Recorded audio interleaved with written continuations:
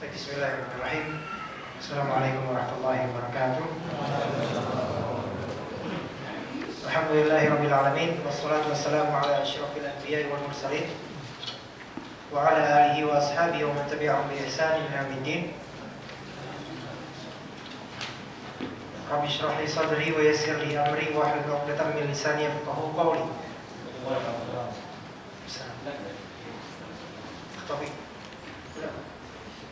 Baik. Insyaallah kita akan memulai syarah Bulughul Maram karya Syekh Abdullah Al-Bassam yang judul aslinya adalah Tawdih Al-Ahkam.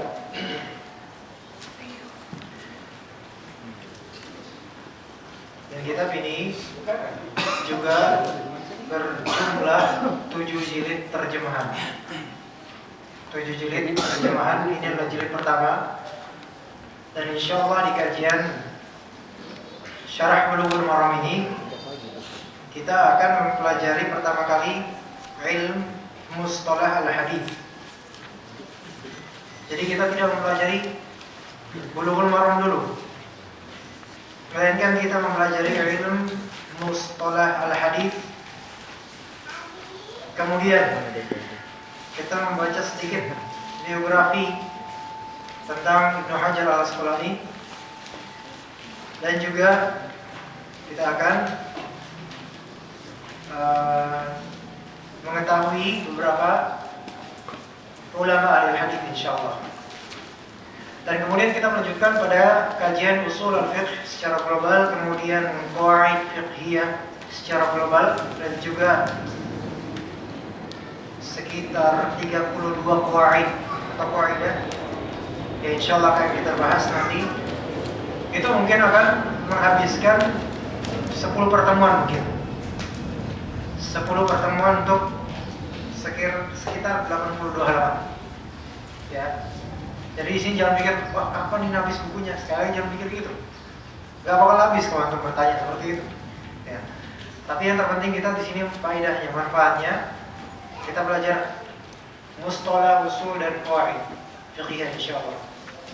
Adapun yang maqasid syariah atau maqasid syariah, pembahasan ini adalah pembahasan spesialis dan belum, Anda pikir belum cocok untuk kita membahasnya sekarang. Sehingga setelah qawaid fiqhiyah selesai, kaidah ke-32 insyaallah, kita langsung beranjak ke hadis pertama dalam kitab Bulughul Maram. Baik. Kita akan memulai halaman berapa? Halaman ke-1. Pendahuluan dasar-dasar hukum. Pendahuluan dasar-dasar hukum. Baik, qari yang lain. Tafadhol. Mas Arif, bisa? Qari yang lain. Tafadhol. Jangan. Siapa senyum? Hah? Tunjuk aja. Baik. Ini jawab dan Jawab deh. Qari lama dari dulu. Qari lama. Baik, tafadhol. Silakan. Dahulu. Coba ini naik kan. Udah. Hah? Oh itu untuk matiin tadi. Oh iya. Ayo.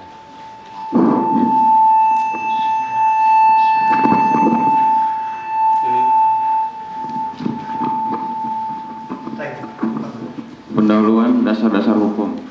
Segala puji bagi Allah, Tuhan semesta alam. Salawat serta salam semoga dilimpahkan kepada seorang utusan yang paling mulia, yaitu Nabi Muhammad SAW, keluarga, para sahabat, tabi'in, dan semua pengikut beliau sampai hari kiamat. Selanjutnya, barang siapa hendak melakukan pengambilan hukum syariat dari sumber pertamanya, yaitu Al-Quran dan hadis, atau apabila seseorang menerima hukum-hukum tersebut dari orang-orang yang mengambilnya melalui sumber tersebut, lalu menganalisanya dengan cermat, serta memilih pendapat yang lebih mendekati kepada kebenaran, maka ia harus menyinggung 4 landasan pokok, yaitu 1. Mustalahul hadis, 2. Usul fikih, 3. Kaidah-kaidah fikih, 4. Maqasid syariah. Baik, selanjutnya barang siapa hendak melakukan pengambilan hukum syariat dari sumber pertamanya. Barang siapa hendak melakukan pengambilan hukum syariat berarti istinbat hukum. Barang siapa yang ingin beristinbat terhadap hukum syar'i dari masdar asasinya, yaitu Al-Quran dan hadis. Nah, sekali lagi kita perhatikan sumber pertamanya. Sama aja, Al-Quran dan hadis, dua-duanya satu manzilah, sumber pertama.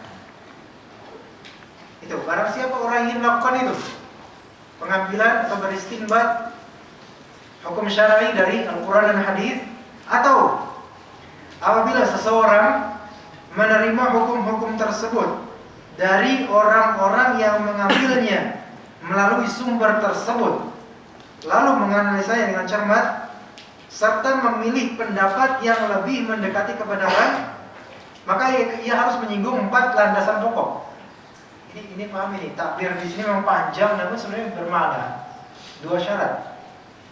Kalau misalnya antum ingin beristinbat, melakukan pengambilan hukum syariat dari Al-Quran dan Sunnah, misalnya dari Al-Quran kita kalimat waqimus shalah misalnya, kita mau mengambil langsung faedah hukum dari kalimat waqimus shalah, itu harus ada singgungan atau harus berdasarkan frame yang sudah matang, yaitu dari usul fiqih. Ya, dari usul fiqih dan qawaid fiqhiyah. Karena ini berkaitan dengan teks Al-Quran, enggak dengan mustalah hadis. Itu mustalah hadis dengan hadis. Dengan usul fiqih, waqimus shalah itu apa? Waqimu fi'il amr. Fi'il amr qaidah usuliyahnya amr yaqtadi al-wujub. Perintah menghasilkan apa? Kewajiban. Kecuali jika ada dalil yang menunjukkan dia tidak sampai ke derajat wajib. Nah, juga qawaid fiqhiyah. Itu yang satu, kalau misalnya antum ingin mengambil faedah hukum atau istinbat hukum dari ayat tersebut. Atau jika antum menerima hukum, misalnya sholat itu wajib. Sholat itu wajib. Ada orang mengatakan kepada kita, Mas, sholat itu wajib. Maksudnya sholat 5 waktu itu wajib. Baik. Berarti antum menerima hukum itu dari pengabarnya. Yang mengabari ternyata adalah orang yang mengambil hukum sholat itu wajib itu melalui sumber tersebut. Lalu orang itu menganalisanya sebelum memberitahu kepada kita. Menganalisanya dengan cermat. Afwan, yang menganalisa di sini kita. Berarti gambaran di sini, gambaran begini. Misalnya, wa halallahu al-bay'a wa harrama riba misalnya. Allah Subhanahu wa taala menghalalkan jual beli, sya'um dan mengharamkan riba. Udah, ini teks umum sekali, ini aja itu yang mudah. Wa halallahu al-bay'a wa harrama riba. Teks Al-Qur'an atau hadis itu? Al-Qur'an. Baik. Berarti ini teks dari sumber pertama syariat. Baik. Ada 2 step, ada 2 gambaran. Gambaran pertama, misalnya antum mau mendapatkan faedah hukum, istinbat hukum dari teks ini. Apa hukum yang Anda dapat dari teks ini? Nah, itu harus dengan ilmu. Enggak sebatas pemahaman dan Allah memerintahkan apa? Kemudian Allah menghalalkan begini-begini. Baik, itu benar, kita paham. Ada teks-teks yang dengan mudah kita pahami. Tapi ketika kita menjadi pengajar, dai, itu ya tidak berhak. Kalau misalnya kita kan Allah bayar, kemudian semaunya aja kita tafsirin semau kita. Kemudian ditanya berikutnya rincian wa ahalla itu apa? Fi'il madhi atau fi'il mudhari, tidak tahu. Ya, kemudian bai'a itu apa? Maf'ul atau bukan, tidak tahu. Nah, ini bahaya ini nantinya. Nah, baik. Itu berkaitan bahasa. Dan kemudian akan berkaitan dengan usul al-fiqh. Bagaimana kaitannya dengan usul al-fiqh? Ahalla artinya dia menghalalkan, yaitu Allah menghalalkan. Dan ahalla yaitu sigat atau bentuk atau lafal membolehkan. Ya. Berarti ahallallahul bai'a, Allah Subhanahu wa taala membolehkan jual beli. Itu berkaitan dengan kaidah usuliyah. Bahwasanya lafal ahalla itu bermakna mubah, pemubahan. Baik. Nah, itu gambaran pertama, kita yang mengambil sendiri. Sekarang gambaran kedua. Kita didatangi seseorang. Orang itu mengatakan riba itu haram. Riba itu haram. Terus dia berdalil wa halallahu al-bai'a wa harrama riba. Baik. Kita sekali mendengar tanpa terjemahan riba itu haram. Kemudian dia berdalil wa halallahu al-bai'a wa harrama riba. Sekarang kita gimana caranya? Apakah kita bilang oh iya benar, dia udah berdalil dengan Al-Quran sudah. Tapi kita nggak tahu mananya. Ya. Nah, di sini berarti yang kita perlukan apa? Pengetahuan tentang bahasa Arab kalau gitu. Pengetahuan tentang bahasa Arab. Atau kasus lain, kita didatangi orang. Orang itu berkata, kalau misalnya antum sholat di belakang imam dalam sholat jahriyah, antum boleh tidak melafalkan Al-Fatihah. Karena Allah Subhanahu wa taala berfirman, "Wa idza quri'a al-Qur'anu fastami'u lahu wa ansitu." Dan jika kalian dibacakan Al-Qur'an kepada kalian, maka dengarkanlah, simaklah dan diamlah. Kemudian dia mengatakan, antum berarti wajib diam, nggak boleh ikut baca Al-Fatihah. Sekarang gimana kita? Gimana kita bisa mewazankan atau menimbang perkataan dia dengan dalilnya? Kalau misalnya kita memang ingin taklid semata, ya sudah, oke, saya nggak baca Al-Fatihah karena memang ada perintahnya dia dan itu kata beliau. Dan ternyata beliau seorang mufti, ya sah-sah saja kalau kita bertaklid seperti itu dengan dalil. Tetapi kalau misalnya kita ingin mengupgrade sedikit kemampuan dan juga mengupgrade kualitas kita, maka kita timbang ini pendalilannya benar apa enggak nih. Kok dia bilang wajib, kenapa wajib? Harus wajib diam, kenapa? Wa idza quri'al Qur'an, jika dibacakan Quran, dibacakan padanya Quran, imam dan makmum. Imam membacakan Quran ya untuk makmum, bukan makmum membacakan Quran untuk imam. Nah, imam membacakan Quran, dibacakan kepada makmum Al-Quran. Fastami'u lahu. Istami'u dalam bahasa Arab istima'. Istima' artinya mendengarkan, menyimak. Mendengarkan dengan seksama, menyimak. Ya. Bedakan antara istima' dengan sama. Istima' artinya menyimak, sama artinya mendengar. Istima' artinya to listen to. Kalau sama, sami'a yasma'u, to hear. Berarti menyimak, bukan sekadar mendengar sentingan Al-Fatihah itu. Disimak benar. Fastami'u lahu wa ansitu. Dan insot artinya diam. Diam. Jika dibacakan pada kalian Al-Quran, maka simaklah dan diam. Sementara ketika kita posisi makmum, imam membaca Al-Quran, ya kan? Berarti kita wajib menyimaknya dan kita wajib diam, termasuk surat Al-Fatihah. Itu kalau nggak mau bertaklid, ya. Nah itu salah satunya. Tapi kalau misalnya bilang, oh dia bilang ayatnya begini-begini, ya udah saya terima aja lah. Yang penting ada dalilnya kok. Ini bagian dari taklid juga. Tapi satu sisi ittiba. Kenapa? Karena mengikuti dalil. Walaupun tidak bisa mengetahui wajhul istidlal atau bagaimana beristinbat dari dalil itu nggak tahu. Tapi yang dia tahu adalah itu dalilnya.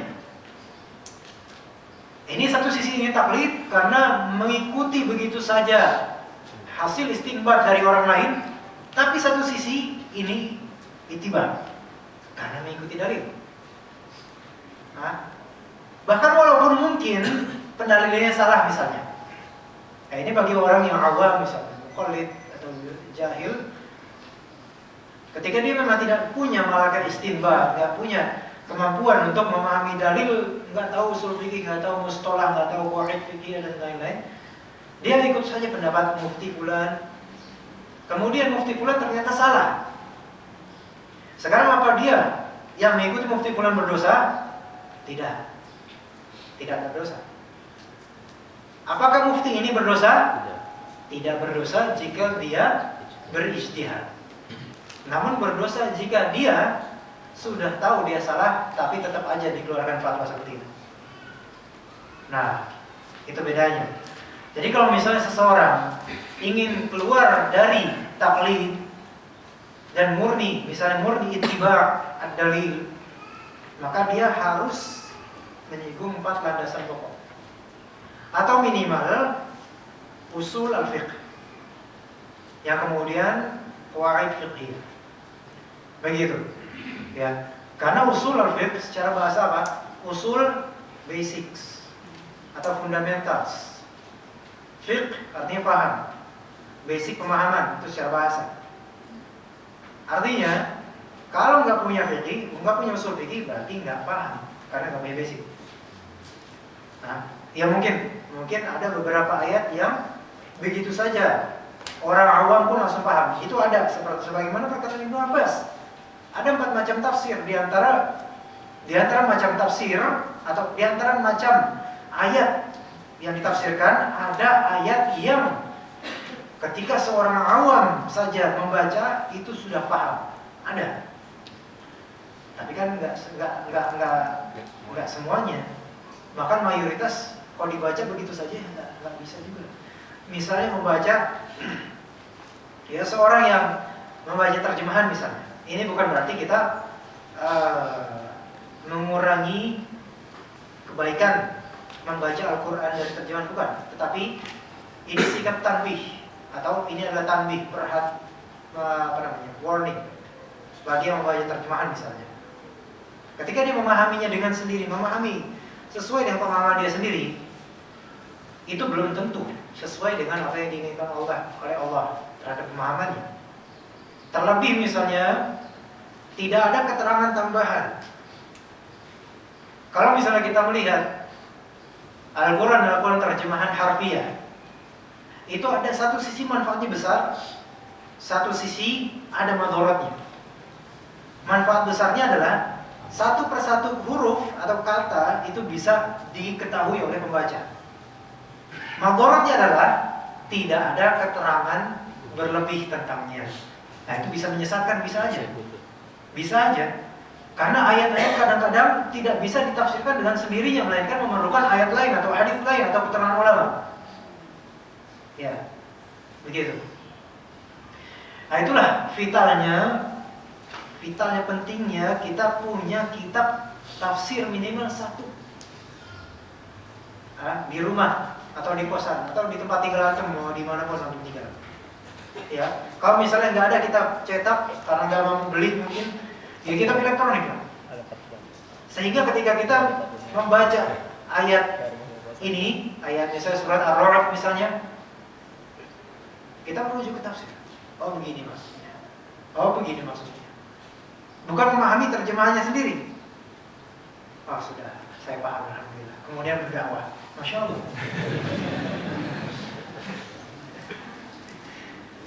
Baik. Maka ia harus menyinggung 4 landasan pokok. Yang pertama mustalah al-hadis.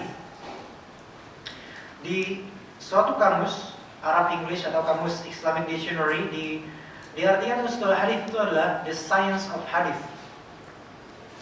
Tapi sebenarnya ini penerjemahan ya kurang tepat kalau menurut saya. Karena the science of hadis itu adalah ilmu hadis. Sedangkan mustalah al-hadis itu adalah bagian dari ilmu hadis. Ya, mustalah hadis itu ibarat usul fikih bagi fikih. Paham? Usulul hadis. Ya. Makanya ada istilah usulul hadis, ada istilah mustalah al-hadis. Ada istilah usul fikih, karena usul basic. Jadi setiap ilmu itu ada usulnya.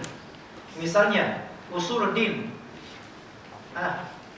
basic agama, sesuatu yang vital, penting, fundamental dalam agama. Ya. Kemudian ada juga di bidang itu usuluddin, itu mostly adalah akidah, ya. Mostly, hampir semuanya. Nah kemudian Al-Quran kita punya usul tafsir. Ada pelajarannya, ada di rosatnya. Al-Hadith kita punya usul al-Hadith. Usul at-tafsir itu beda dengan ulumul Quran.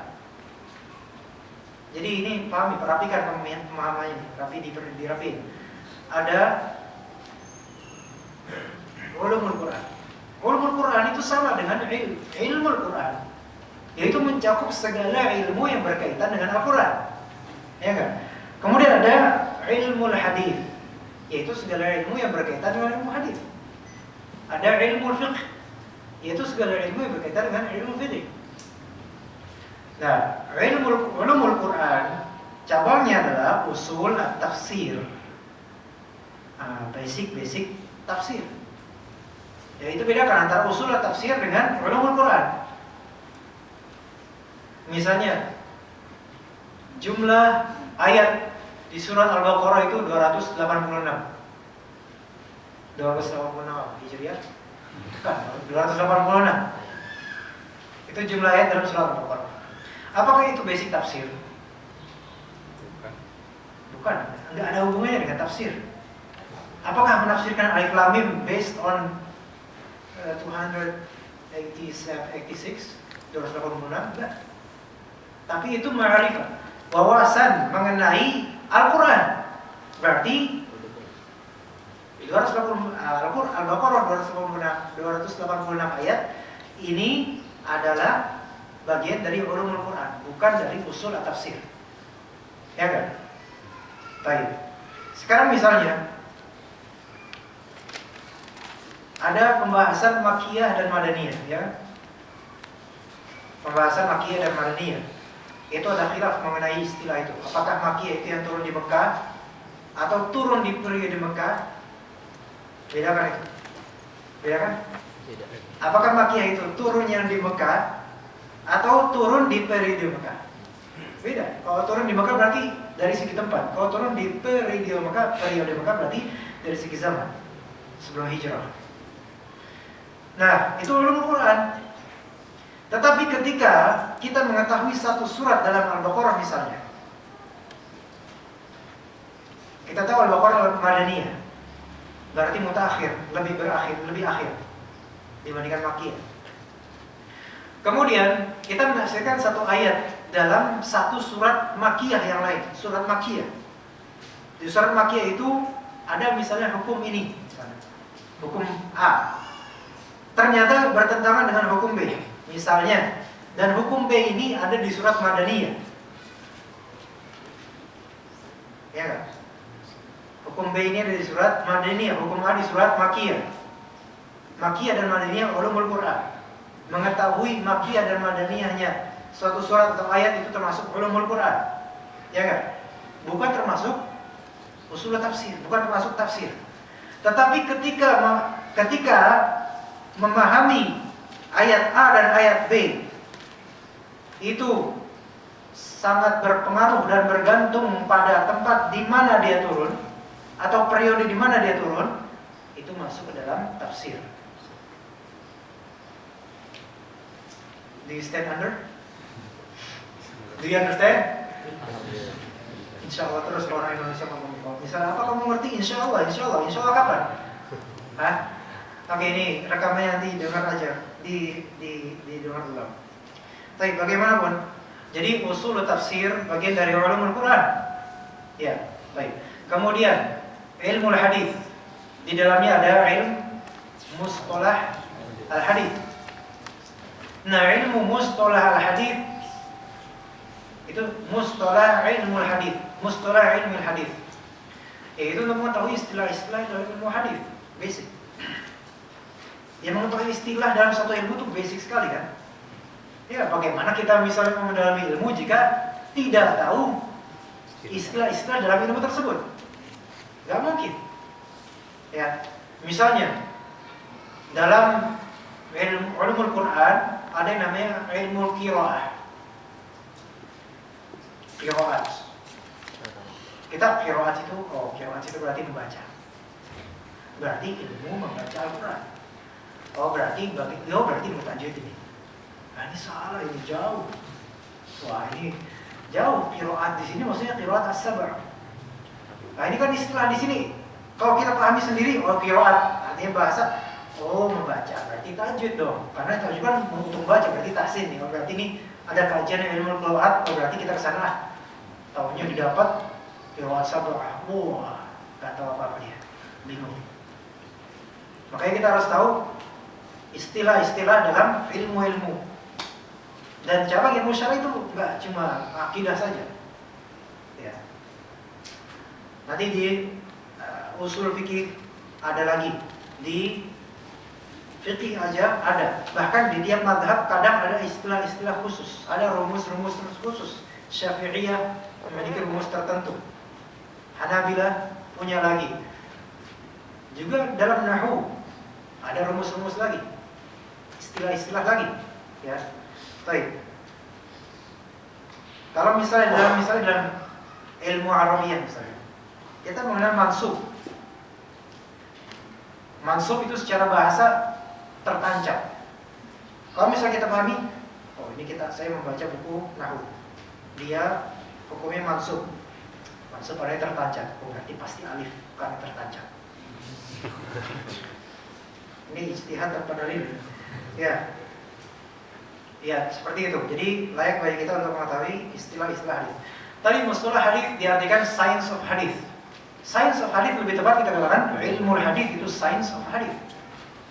Apa misal kita sebelumnya mungkin mengira sains itu hanya ilmu duniawi.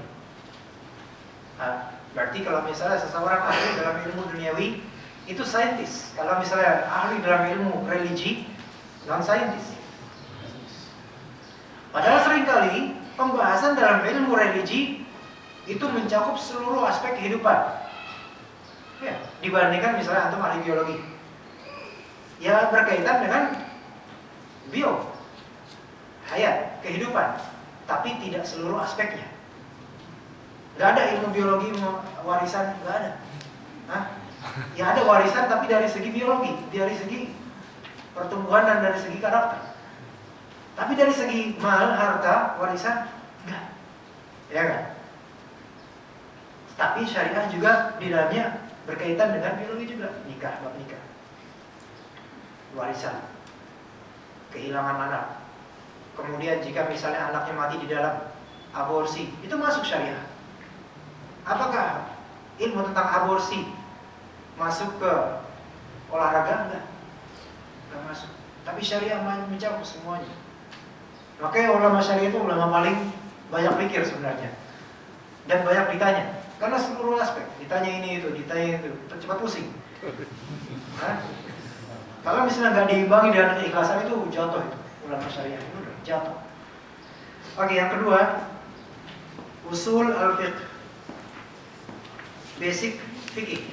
Usul al-fiqh itu berarti principles of jurisprudence. Basic pemahaman. Sebenarnya yang paling pertama seharusnya usul fikih dulu, baru mustalah hadis. Karena usul fikih hajat memahami atau menguasai secara global usul fikih itu lebih darurat ketimbang memahami mustalah al-hadis.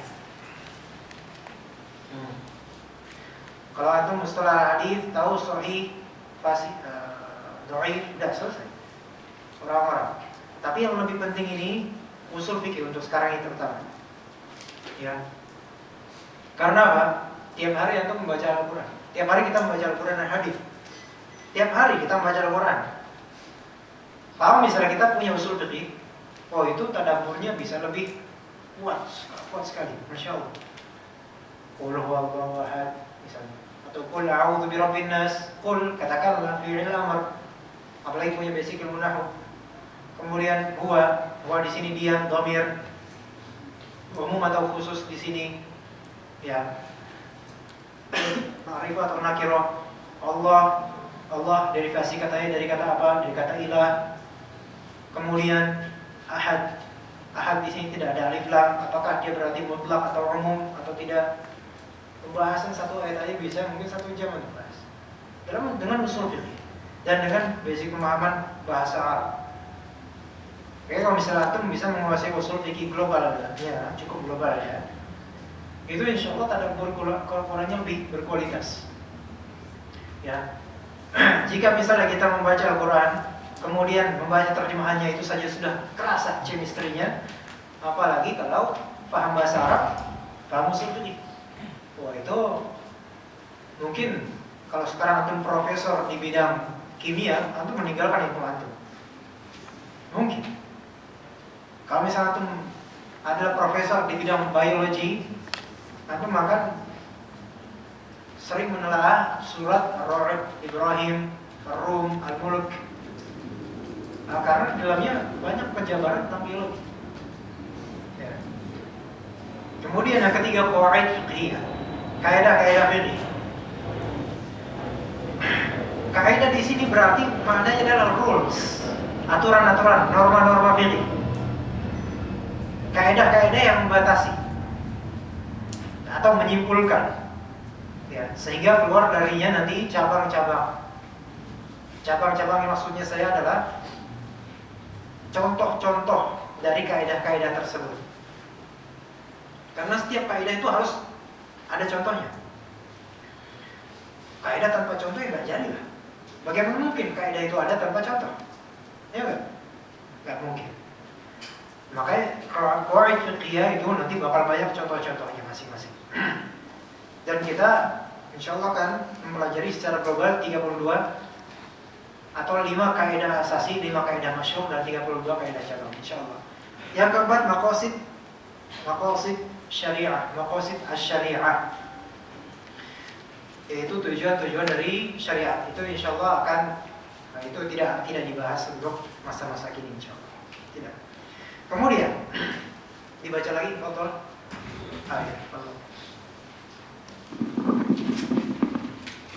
Dari landasan pokok pertama dapat diketahui hadis yang layak dijadikan pegangan dan dapat dijadikan dalil hukum.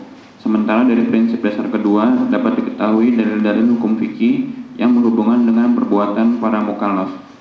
Sedangkan dari prinsip dasar ketiga dapat dikumpulkan berbagai masalah fikih melalui kaidah-kaidah khusus yang dapat memberikan batasan-batasan unsurnya, sekaligus mengikatnya agar tidak terbengkalai dan tersebar kemana-mana.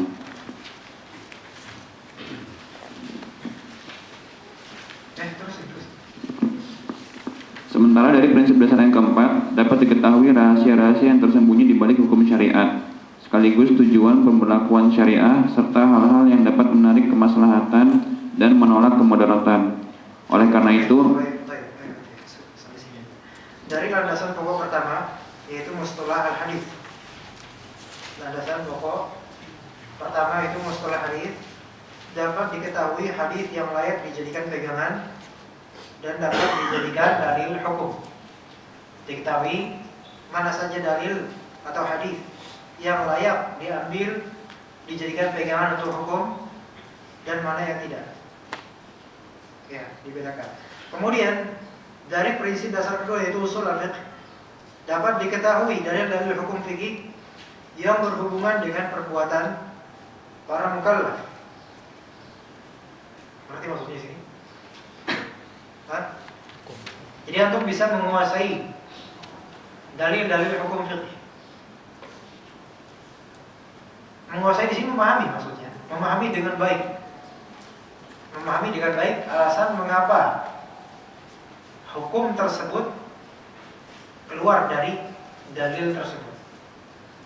Mengapa jual beli dihalalkan dari dalil wa ahlallahu al-bai'a? Kok bisa? Ya, mengapa begitu? Kemudian, sedangkan dari prinsip dasar ketiga atau sebelumnya, dasar pertama mustalah hadis, dasar kedua usul fikih. Secara hajat kebutuhan kita sekarang itu usul fikih dulu, baru mustalah hadis.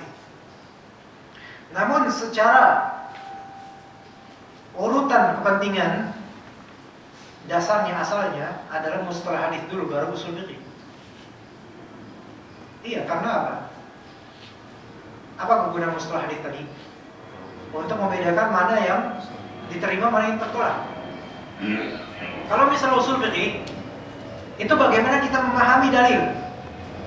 Kalau misal mustalah hadis, bagaimana kita menerima dalil hadis atau menolaknya. Sekarang, Kalau misalnya nggak punya mustalah hadis, otomatis nggak bisa membedakan mana dalil yang valid secara thubutnya, mana dalil yang sahih, mana yang dhaif, mana yang maudhu'. Kemudian kita sudah capek-capek memahami dalil ini, tahunya maudhu'. Makanya kepentingan mustalah hadis dari segi ini, itu yang pertama. Tapi kalau sekarang karena zamannya sudah banyak tahqiq di kitab-kitab, misalnya Sunan Ibnu Majah, Sunan An-Nasai, Sunan At-Tirmidzi, Sunan Abu Dawud, sudah misalnya ditahqiq oleh Syekh Albani misalnya rahimahullah, kita mencukupkan bertaklid pada beliau rahimahullah, hadisnya sahih, hadisnya hasan, khalas, kita paham langsung usulnya. Ya. Walaupun kita tanpa mengetahui mustalah hadis, ya sudah kita bertaklid ini sahih menurut beliau, kita ikut beliau, alhamdulillah, terus kita pahami dengan usul fiqh sambil belajar. Begitu. Tetapi bagi seorang alim atau orang yang misalnya ingin nanti kelak akan menjadi ustaz misalnya atau pengajar ilmu syar'i, tidak boleh menyampingkan satu dari ilmu ini. Enggak boleh. Mustalah hadis jahil. Misalnya, usul fikihnya profesor. Wah, ini gawat nanti. Bergelimpangan hadis-hadis dhaif. Dan akan memusuhi ahli hadis rata-rata. Apalagi kalau usul fikihnya belajarnya tinggi. Sementara ilmu hadisnya nol.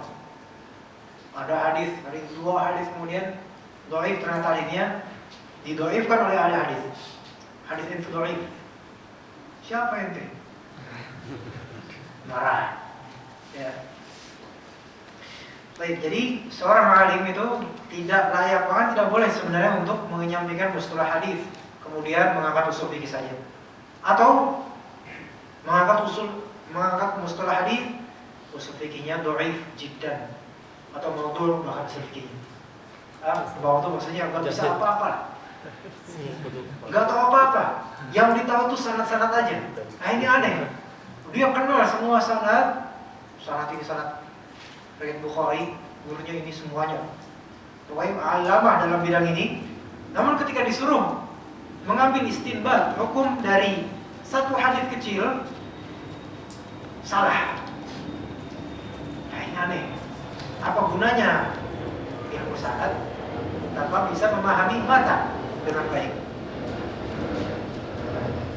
Nah, itu mustalah hadis dan usul fikih. Yang ketiga, prinsip dasar ketiga itu qawaid fiqhiyah, dapat dikumpulkan berbagai masalah fikih melalui kaidah-kaidah khusus yang dapat memberikan batasan-batasan unsurnya, sekaligus mengikatnya agar tidak terbengkalai dan tercecer kemana-mana. Itulah hukumnya, itulah bagusnya qaidah. Di setiap ilmu itu ada qaidahnya. Misalnya dalam bab asma wa sifat dalam akidah misalnya, bagaimana Ahlussunnah wal Jamaah dalam menyikapi asma dan sifat Allah Subhanahu wa taala?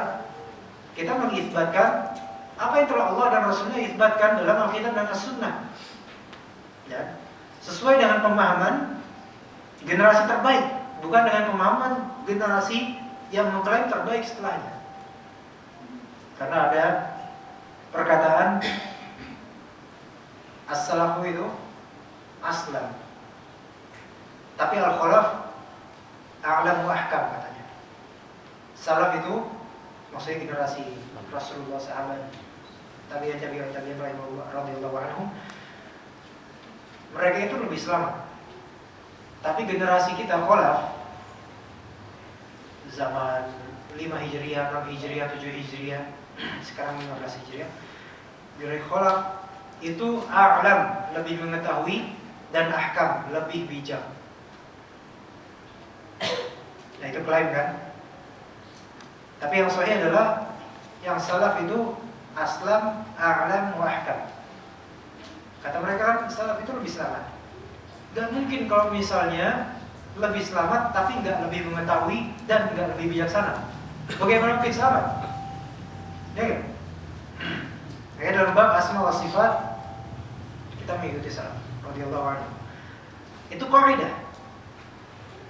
Itsbat ma atsbata Allah wa rasuluhu fi kitabihi wa sunnatihi dan menafikan apa yang dinafikan oleh Allah dan Rasul. Baik. Kaidah nahwu misalnya bahwasanya maf'ul itu mansub, sudah selesai. Kaidah supaya apa? Supaya nggak berceceran. Kalau misalnya bab asma wa sifat tidak ada kaidahnya, maksudnya udah terserah antum lah mau sifat di mana. Wah, semuanya bisa. Yadullah, tangan Allah itu artinya adalah kekuasaan Allah. Sekarang Allah Subhanahu wa taala berfirman, "Bal yadahu mabsuutatan." Kedua tangannya mabsuutatan, terbentang. Nah, sekarang apakah Allah hanya punya dua kekuasaan? Ngerti maksudnya? Jadi nggak usah ditakwil kalau yang masalah sifat Allah Subhanahu wa taala. Baik, itu kaidah. Begitu juga dalam fikih dan dalam usul ada kaidahnya. Dalam hadis ada kaidahnya. Misalnya kaidah bahwasanya hadis maudhu' itu tidak boleh dijadikan hujjah baik dalam hukum apalagi akidah. Itu kaidah. Kalau misalnya nggak ada penghukuman atau kaidah seperti itu, nah semua orang bebas berbicara dengan hadis maudhu'. Ya orang udah ada kaidahnya aja bebas berbicara, apalagi nggak ada kaidahnya. Orang udah dikasih tahu kaidahnya aja masih ngotot, apalagi nggak dikasih tahu. Ya. Nah, kemudian yang keempat, maqasid asy-syariah. Sementara dari prinsip dasar yang keempat dapat diketahui rahasia-rahasia yang tersembunyi di balik hukum syar'i, hukum syariat, sekaligus tujuan pemberlakuan syariat serta hal-hal yang dapat menarik kemaslahatan dan menolak kemudaratan. Baik.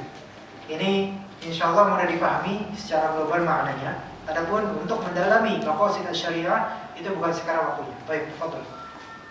Teruskan. Oleh karena itu, aku membuat syarah ini, yaitu syarah penjelasan untuk Bulughul Maram, berupa suatu pengantar mengenai keempat hal di atas, agar ia hadir di hadapan para pembaca syarah dari kitab ini. Anda dapat melihat bagaimana aku mengambil hukum-hukum yang ada dari sumber aslinya, menyimpulkan masalah-masalah fikih dari sumber sebenarnya, lalu ditemukan metode pengambilan hukum serta jalan menuju ijtihad. Seseorang yang dapat mencerna hal ini dapat menambah ketenangan mengenai keabsahan suatu hukum, sekaligus melatih dalam pengambilan hukum dari sumber aslinya. Pengantar ini juga sebagai langkah awal mengenai tarjih, penguatan di antara berbagai permasalahan hukum yang bertentangan, sekaligus ijtihad dalam mencari kebenaran dalam berbagai hukum yang berbeda. Baik, di sini kita mulai dari kalimat seseorang yang dapat mencerna hal ini, dapat menambah ketenangan mengenai keabsahan suatu hukum. Menambah ketenangan mengenai keabsahan suatu hukum. Ketika antum ingin ada di posisi paling tenang dalam ilmu, itu adalah menguasai ilmu alat. Ilmu alat itulah ilmu yang dengannya ilmu tujuan tercapai. Itu ilmu alat. Jadi ilmu syar'i itu terbagi menjadi beberapa macam. Yang pertama ilmu alat, kemudian ada ilmu al-maqasid atau ilmu maksud. Ilmu alat itu adalah alat, kunci untuk membuka hal-hal sehingga yang tertuju itu tercapai. Kalau orang tanpa ilmu alat, itu dia tidak akan sampai ke dalam tujuan, yaitu ilmu maksud. Misalnya tafsir, ilmu alatnya apa? Usul tafsir, salah satu ilmu alatnya. Juga bahasa Arab, juga usul fiqh. Nah, itu ilmu alat. Nah, semuanya ini mustalah hadis, usul fiqh dan qawaid fiqh itu adalah ilmu alat semua, bukan ilmu tujuan. Jadi ketika seseorang misalnya dia ingin mendalami mustalah al-hadis dan menjadikan mustalah al-hadis tujuan akhir, itu salah. Seseorang mempelajari usul al-fiqh dan menjadikan usul fiqh tujuan terakhir. Pokoknya yang dibaca cuma usul fiqh. Yang anak ajarin cuma usul fiqh. Pak, tolong Pak ajarin Pak, saya fikih Pak. Dokter Haro aja. Enggak. Anak mau usul fiqh. Nah, ini salah. Usul al-fiqh itu ilmu alat, bukan ilmu tujuan. Ilmu usul fiqh ilmu alat yang mengantarkan kepada fiqh Al-Quran dan As-Sunnah. Itu. Nah, Menambah ketenangan mengenai keabsahan suatu hukum, bagaimana caranya? Kita tahu ilmu alat dan kita mengaplikasikan ilmu alat tersebut pada porsinya dengan sesuai yang kita tahu. Gitu. Nah, seseorang misalnya, seorang awam misalnya, nggak tahu ilmu alat misalnya, bisa dibisiki oleh orang, oh hukumnya ini begini, nanti yang lain, oh begini, yang ini, oh begini, bingung. Yang A ngomong gini, yang ini ngomong gini, sementara saya nggak bisa memilah mana yang lebih rojih. Tapi bisa sebenarnya kalau misalnya bagi seorang yang awam misalnya merojihkan suatu pendapat berdasarkan kealiman, keilmuan atau kesolehan atau kewaraan mufti. Misalnya ada mufti dari Indonesia memfatwakan hukumnya A adalah begini, haram.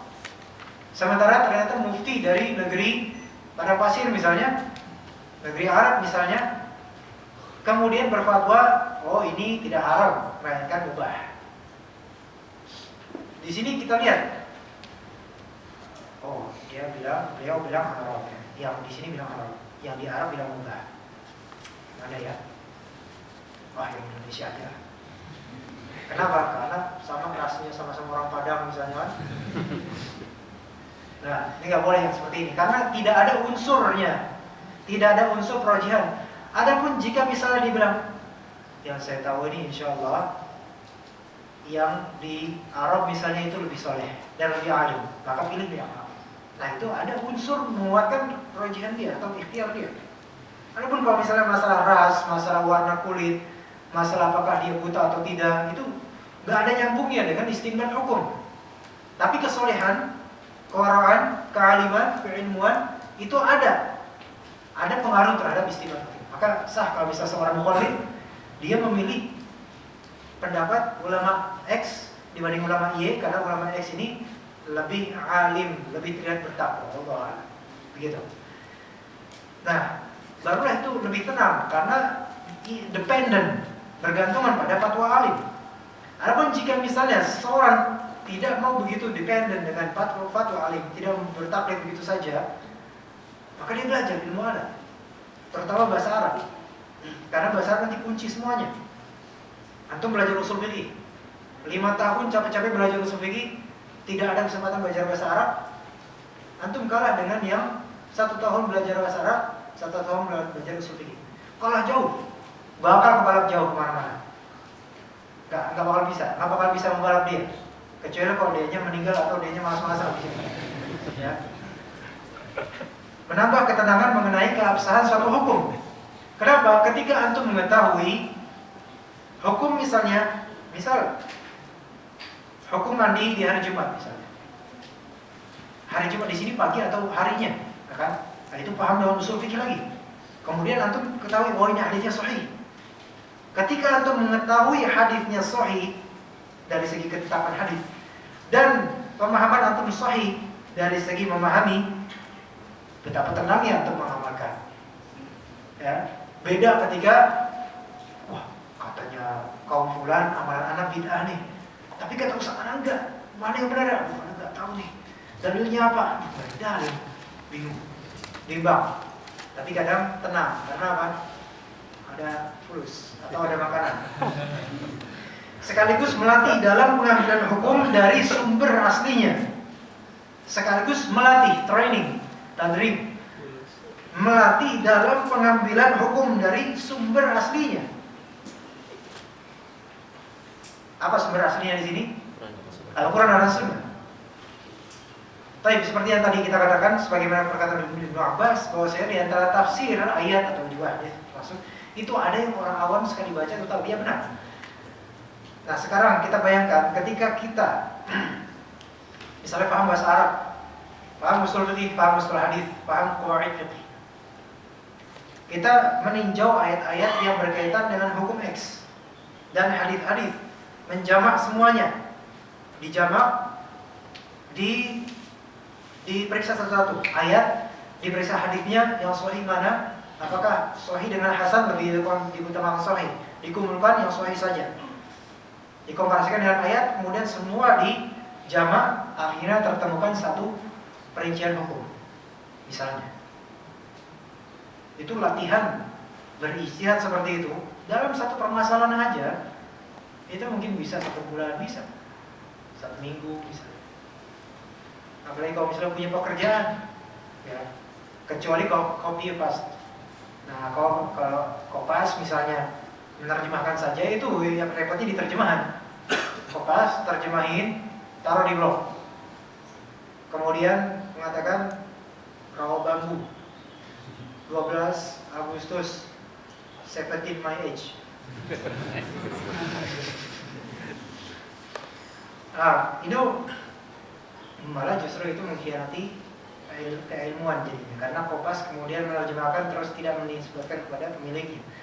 Itu antum Kopas saja menerjemahkan itu nikmatnya terasa. Apalagi kalau menjamak sendiri. Tetapi menjamak sendiri yang membutuhkan ilmu dulu. Jangan sekarang kemudian nggak tahu apa-apa usul fikih, qawaid fiqhiyah, nggak tahu apa-apa, kemudian menjamak satu sama lain. Selesai jadi buat artikel, kemudian mentahdir para ulama. Masya Allah. Sekaligus melatih dalam pengambilan hukum dari sumber aslinya, atau mengambil dari sumber aslinya. Nah, sumber aslinya itu pegang Al-Quran dan As-Sunnah. Kemudian itu ambil dari kitab-kitab madhab, misalnya. Karena madhab Islam atau madhab fikih Islami itu kaya, sangat kaya. Fikih Hanafi, banyak kitabnya. Fikih Maliki, banyak. Fikih Syafi'i, Masya Allah. Fikih Hanbali, banyak dan semakin banyak. Semakin banyak. Fikih Hanbali itu cetakannya semakin disebarkan, alhamdulillah. Di sini demi kekayaan turas Islami. Kalau misalnya untuk menjamak antara perbandingan mazhab fikih Hanafi, Hanbali dan seterusnya, kemudian mengkomparasikan dengan pendapat-pendapat non mazhab, misalnya pendapat independen, pendapat kontemporer, dijamak, dipilih dengan keilmuan. Walaupun seminggu antum habiskan itu untuk ilmu dan itu ibadah. Dan itu ibadah. Baik. Jadi latihan. Makanya setelah seseorang punya malak atau pernah mempelajari mustalah hadis, atau seseorang pernah mempelajari usul al-fiqh, kemudian dia tidak training, ini salah. Untuk apa ilmunya? Antum ibarat mempelajari cara menulis, tapi kemudian tidak pernah menulis. Kalau usul fikih itu dipelajari untuk diaplikasikan dalam memahami Al-Quran dan As-Sunnah. Kalau misalnya enggak diaplikasikan, ya buat apa belajar? Maaf mas. Buat apa kita belajar? Ya. Buat apa kita belajar kalau diaplikasikan? Ya. Pengantar ini juga sebagai langkah awal mengenai tarjih atau penguatan di antara berbagai permasalahan hukum yang bertentangan. Di sini permasalahan hukum yang bertentangan.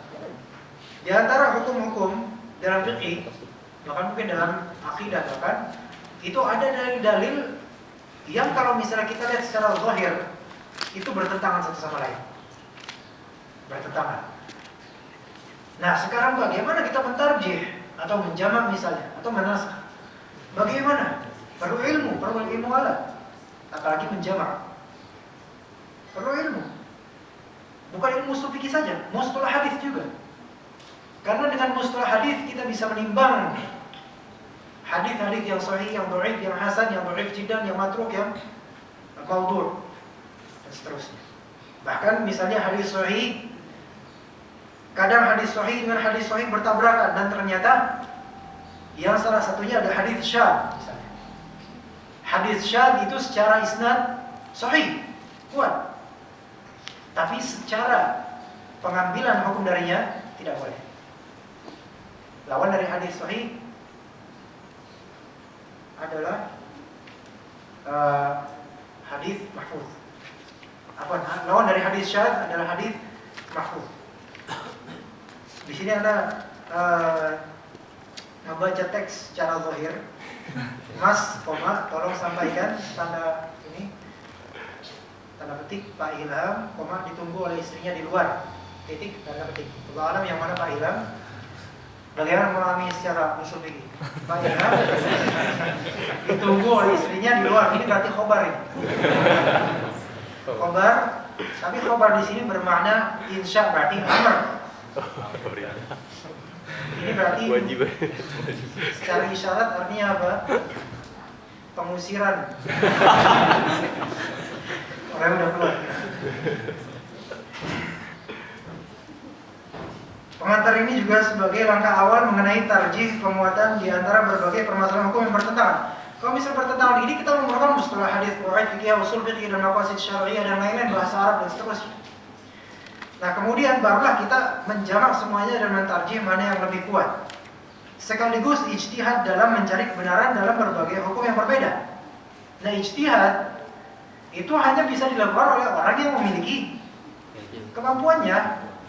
Kemampuan ilmu maksudnya, yaitu yang paham usul fikih, terutamanya usul fikih.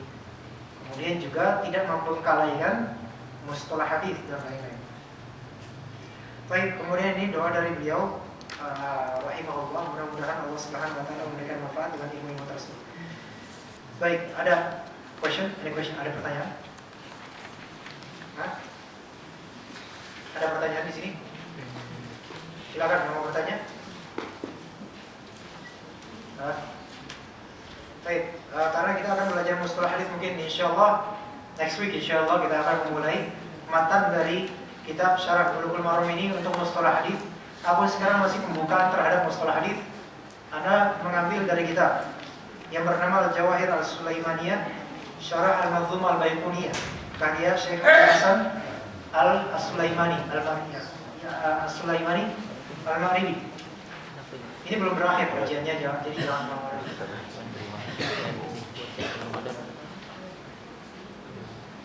Sudah? Ya. Pertanyaan. Jadi dijelaskan bahwa apa yang hadis itu merupakan hukum pertama. Apa yang dimaksud itu setara. Kemudian apakah ada penyadaran dalil pada Al-Quran namun dibatalkan dengan dalil dari hadis? Iya. Apakah itu setara atau apakah ada penyadaran hukum dari Al-Quran kemudian dibatalkan oleh penyadaran dalil dari hadis as-sunnah? ya? Pertama-tama, keduanya adalah masdar tasyri', dua-duanya Al-Quran dan Sunnah sumbernya. Dengan posisi yang sama. Dengan firman Allah Subhanahu wa taala, "Wa ma yantiqu 'anil hawa in huwa illa wahyu yuha." Dan Rasulullah itu tidak mengucapkan sesuai dengan hawa nafsunya, melainkan ia adalah wahyu yang diwahyukan padanya. Dan dari lain di antaranya tadi di tafsir, pada ja'akum ya rabbikum apa? Nur wa kitabum mubin. Itu dalil bahwasanya keduanya setara. Baik, sebagai wahyu. Kemudian, apakah mungkin as-sunnah membatalkan hukum yang ada di Al-Quran? Membatalkan di sini, kalau misalnya diartikan membatalkan, menasakh, itu mungkin. Secara teori mungkin, nggak ada masalah. Karena kedua-duanya setara. Karena apa yang dikatakan oleh Rasul, meskipun beliau adalah bashar, manusia, melainkan itu adalah wahyu, setara dari segi wahyu. Kalau misalnya apa tadi namanya istilahnya tadi, membatalkan dimaknai dengan mengkhususkan keumuman ayat Al-Quran, itu bukan mungkin lagi. Itu memang salah satu peran sunnah terhadap Al-Quran, menjelaskan keumuman ayat, merinci keumuman ayat. Di antara misalnya tata cara sholat secara berurutan seperti apa misalnya. Shollu kama ra'aitumuni usolli. Sholatlah kalian sebagaimana aku sholat. Allah Subhanahu wa taala berfirman, "Wa aqimus sholat," dan dirikanlah oleh kalian sholat. Sholat di sini masih global, masih mujmal dari segi tata cara. Bagaimana tata caranya? Tata caranya dijelaskan, dikhususkan oleh Rasulullah SAW. Ditentukan waktu-waktunya juga oleh Rasulullah SAW. Jadi di sini kalau yang dalam makna ini bukan membatalkan. Istilah membatalkan itu seperti ada pertentangan. Tetapi maksudnya mengkhususkan atau merinci atau menjelaskan. Juga menasakh, menghapus. Kalau menghapus di sini bukan berarti membatalkan dalam arti menentang, bukan. Menghapus di sini ada hikmahnya juga.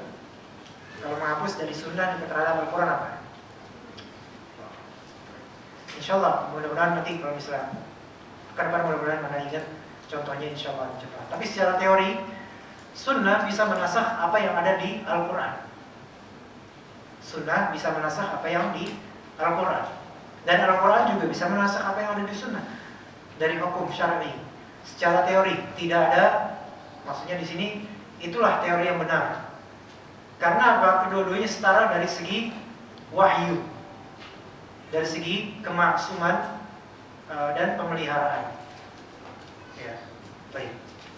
Nah, yang ikhwan ada lagi? Apakah jawaban Anda memuaskan Pak? Atau yang masalah contohnya mungkin belum bisa tambahkan sekarang? Ada lagi ya ikhwan?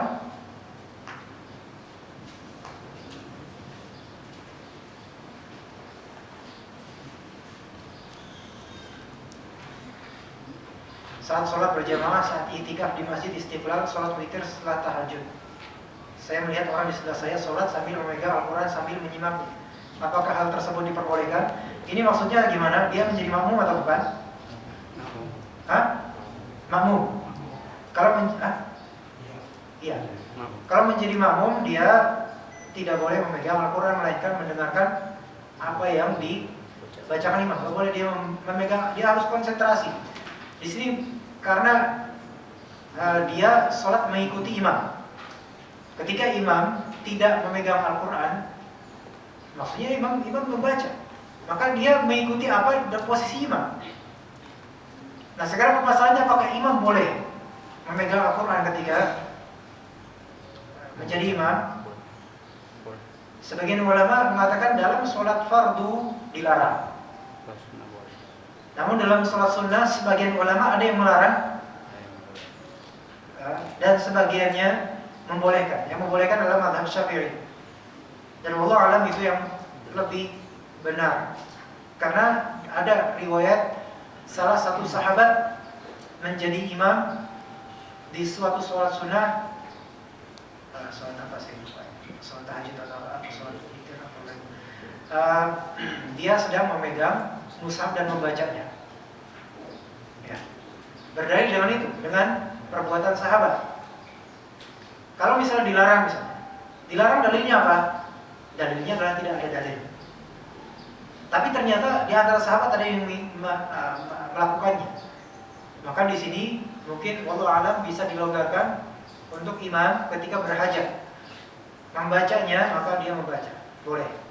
Tetapi yang lebih afdol imam lewat hafalan. Itu yang jauh lebih afdol. Misal sholat tarawih di sini, pendapat yang wallahu alam lebih tepat, imam boleh memegang mushaf untuk membacanya. Terlebih jika misalnya masjid tersebut ingin atau punya cita-cita untuk menghatamkan satu hari one day one juz, satu hari satu juz misalnya. Nah, nanti juz ke 13, susah nyari orangnya. Takmirnya bingung, siapa nih? Ada nggak bisa, orang-orang masjid nggak bisa, imam masjid nggak bisa, nyari imam yang lain yang hafid juga nggak bisa. Ya udah, pakai Al-Quran nggak masalah. Wallahu a'lam. Ada yang mengatakan tafsir Al-Quran dan tadabbur Al-Quran ada hal yang berbeda. Dan mereka mengatakan dibenarkan untuk mentadabburi Al-Quran sendiri pakai akal ya, pakai akal doang, nggak pakai tafsir.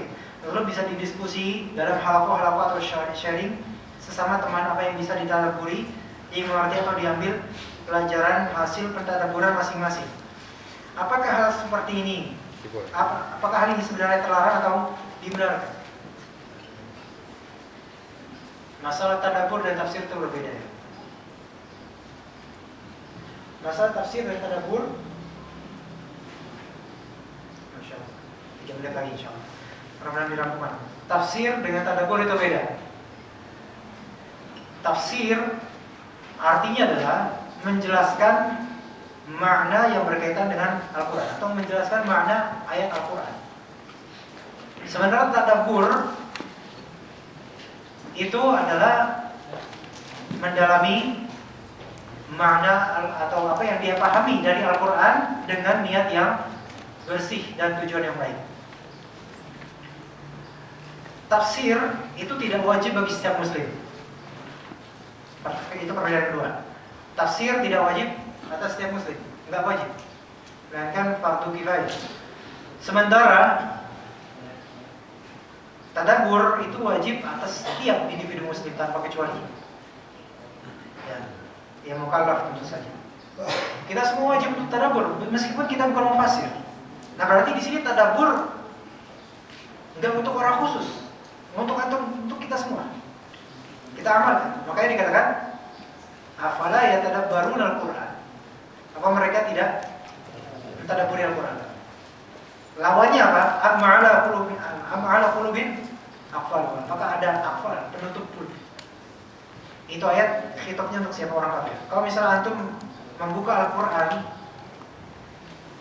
lafal tadabbur atau ayat tentang tadabbur itu ada 4. Kesemuanya itu tidak ada yang ditujukan untuk orang mukmin, melainkan untuk orang kafir dan munafik. Konteks ayatnya.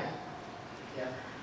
Ini menunjukkan kalau seseorang muslim itu tidak tadabbur Al-Quran berarti dia imma kafir, imma munafik.